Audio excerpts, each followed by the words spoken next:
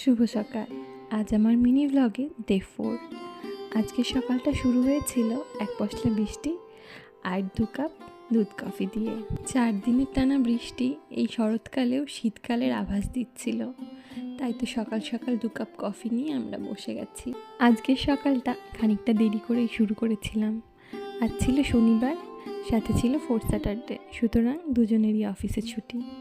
আজকের ব্রেকফাস্টে আমরা খেয়েছিলাম পরোটা আর কালো চিড়ে দিয়ে আলুর চচ্চড়ি। সপ্তাহের ছুটির দিনগুলোতে আমি চেষ্টা করি নিজের হাতে রান্না করে সবাইকে খাওয়ানোর, কারণ সপ্তাহের বাকি দিনগুলোতে ইচ্ছে থাকলেও সেগুলো আমার করা হয়ে ওঠে না। দুপুরের খাওয়া দাওয়া সেরে আমরা গিয়েছিলাম মাঠে। চারিদিকটা সবুজে একেবারে ভরে গেছে, আর বৃষ্টি হওয়ার দরুন প্রচুর মাছের দেখাও মিলেছে। সন্ধ্যাবেলা বসেছিলাম একটু জামা কাপড় আয়রন করতে, আর ওইদিকে ও বসেছিল